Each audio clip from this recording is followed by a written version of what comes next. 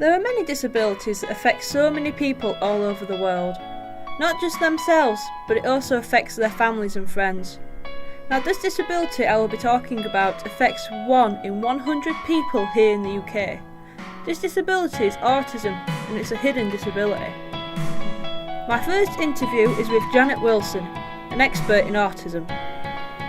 My second interview is with members of the general public.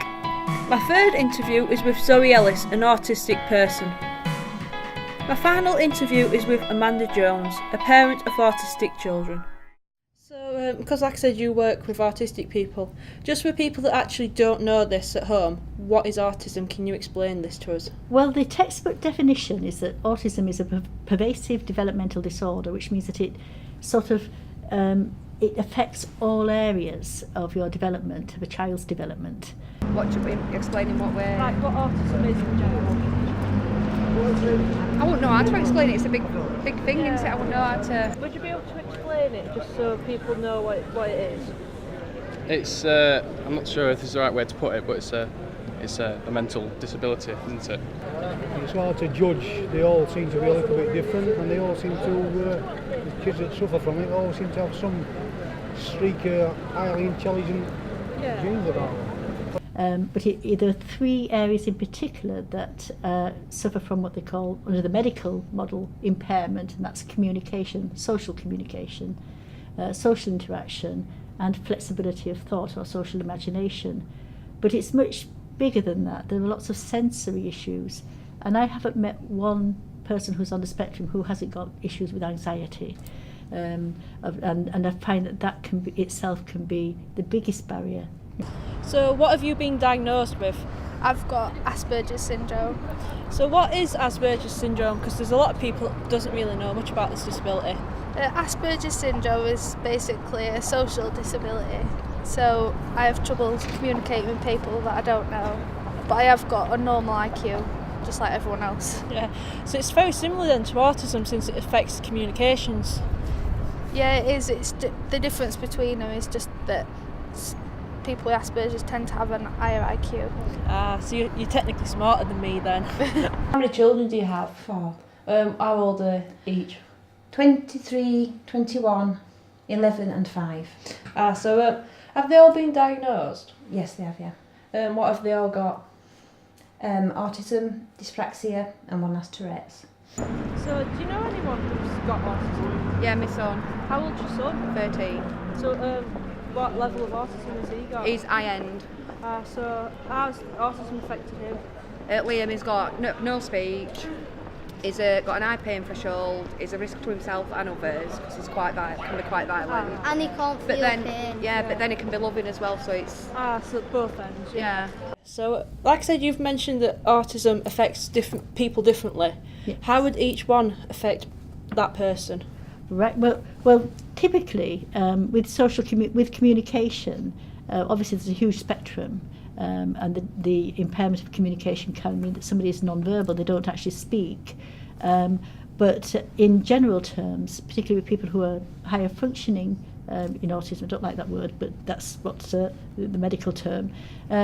It's a social communication and non-verbal communication that's affected. So people will find it difficult to make conversation, to interact socially with other people, and to read those non-verbal signals. So what do you do like as a living? I'm a stay-at-home mum and I home educate the youngest too. Why do you home educate them? Because school wasn't suitable for them. I see. Have you actually ever received like any support from like any charities or family members or anything to help the children? No, there's not a lot of support out there. Yeah and no. Yeah. Do you think there's enough support out there to help people? No. No. You think that's something that needs to be fixed? Yeah, I think a lot more people need to be made aware of autism, and also there should be clubs where autistic children can go. There could be room for improvement, yeah, but there's a lot of people that do charities. Yeah. There's plenty of people that do charities for autism. They've got a special day already, haven't they, that people donate on Facebook, etc. So with your job, how do you personally help autistic people? Well, I've developed a curriculum. It's only in its infancy, where we're actually trying to tackle the hidden curriculum. So that's the thing, we're trying to tackle the life skills and get into relationships that are not taught formally in college, and that often prove to be huge barriers to the quality of young people's experience in college. The curriculum is also going to include people who are more profoundly on the spectrum, say from special schools and from who need communication sort of interventions and things. And that's what I'm trying to do at the moment. And it's something that's supported by the college, so I'm very pleased to have the opportunity to do it. But it's a challenge as well as as well as a sort of an exciting thing. There's been plenty of people who I'm a tattooist and I've tattooed people who have kids who've got autism. So I've done autism tattoos, like the jigsaw puzzles with rainbow stuff in them. So I'm studying psychology. So I take it then this is something that you've got a personal interest in, like a hobby or something you want to go forward with in the future? Yeah, our department, they've got an autism research lab, so they do a lot of studies on autism. So it's helping you to learn more about your disability as well? Yeah, and there's like progression into other things as well. So because you're studying psychology, is this something you personally want to go into, like in the future as a career? Yeah, I think I'd like to research into autism and train people about it. Because obviously you've been raising up for autistic children, obviously throughout their lives. What's it been like raising them? Nice. It has its moments, but yeah, okay.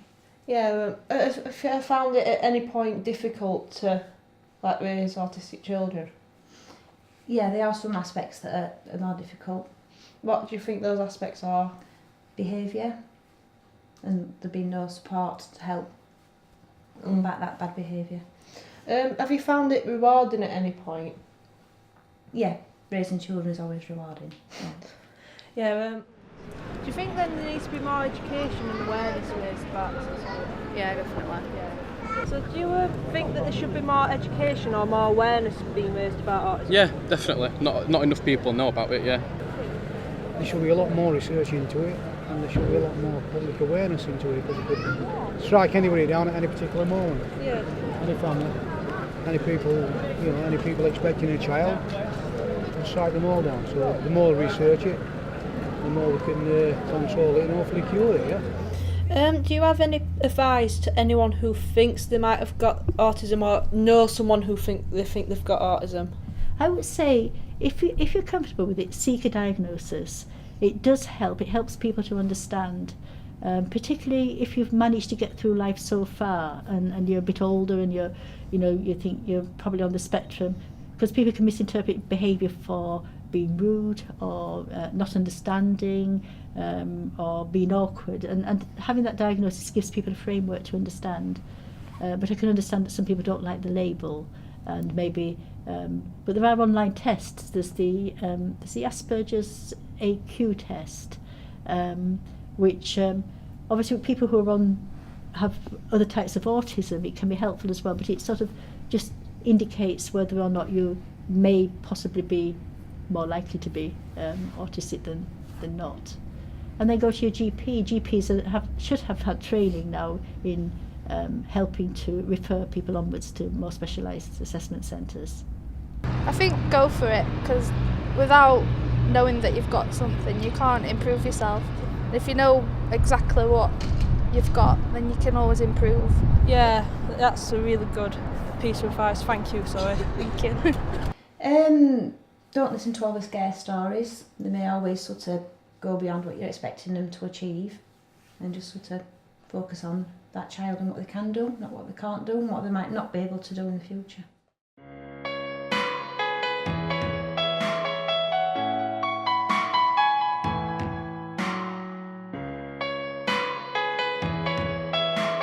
Hi everyone, I'm Leanne Jones, and I bet you've all been wondering what I'm here doing, talking to everyone in this documentary.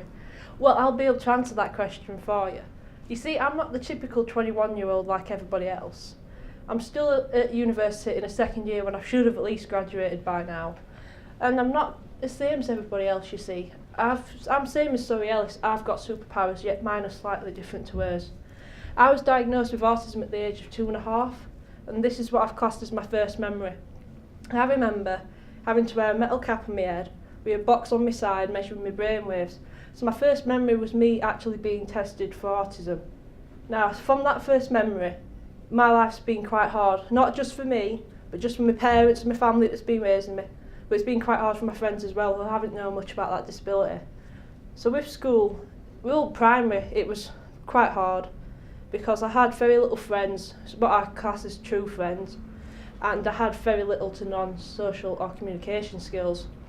And with comp as well, that progressed. I still end up only having a very few friends, and my skills did improve slightly, but my confidence did get knocked back because I did get bullied a lot for my intelligence, but also just because I wasn't like everybody else. But all that changed when I hit college, because I've ended up doing a course that I absolutely love. I've made some really great friends that I can get on with, but also I managed to meet the true love of my life, who I'm now currently engaged to. But also now I'm at my second year of university, going on to my final year, and I'm still continuing doing the course I love and making some really great friends. So like I said, that's me, that's my life, that's my disability. So I hope this documentary has helped in answering that question, what is autism? But to have also shown that autism needs awareness raising, but also that we all of us with autism have got it, but we're all different from each other. We aren't all the same. We're all unique, and like Zoe said, we've all got superpowers, and some of us have just got it more than others. Autism isn't something you should be ashamed of. It is a tough subject, I know, but we should be proud of what we've got. We should be proud to stand in front of people saying, here we are, here's who I am. So I think with autism as a hidden disability, yes, it is classed as hidden compared to other disabilities, but that does not mean we're all hidden as a person.